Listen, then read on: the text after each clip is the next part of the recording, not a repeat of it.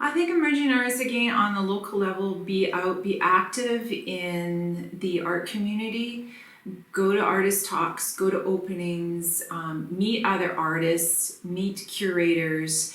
They're going to broaden your network, broaden the people that are aware of your work and what you're doing. Volunteering, really, the kind of being involved in a gallery is one of the best ways to first start showing in that particular gallery. So is there a gallery you're interested in? Become involved in that gallery. Well, I think my understanding of how that relationship is valuable comes from me being a filmmaker. And I made a point right from the start that whenever one of my films was playing in a city, if I was in that city, I was going to go to that theater and I was going to introduce the film and I was going to answer questions afterwards. And so I think that just having an understanding of who the person is behind the artwork is valuable.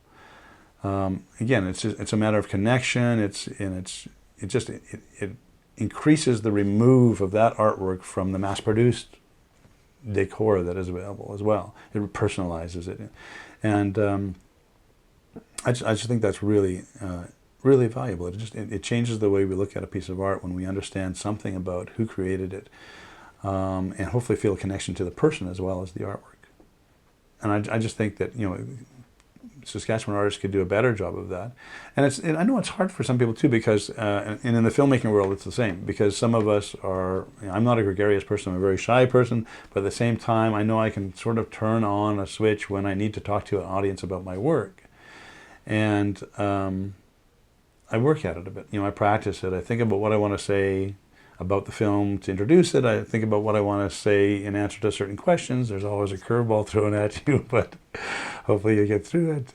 But I think it's part of building a career, but it's also part of connecting with the audience for your artwork, and giving that artwork the best chance possible, making the artwork succeed better than it would if you weren't present, if you weren't part of the equation as an individual. The professional attitudes of the most successful artists that we have are the ones who are very open with their gallery owners. They're very comfortable making sure that the owner knows what else they're up to. Because even though we have artists we represent, we know they're doing other things. Some are doing work in public galleries, some have exhibitions around the world.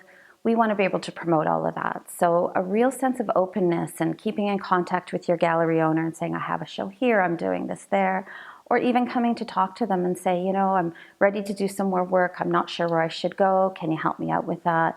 Gallery owners are a huge, huge resource and are always willing to help. So having an artist who's really open to that and having conversations and stays in contact with us is very important. We do our best to stay in contact with them, but having 30 or more artists, it's difficult and people can slip through the cracks.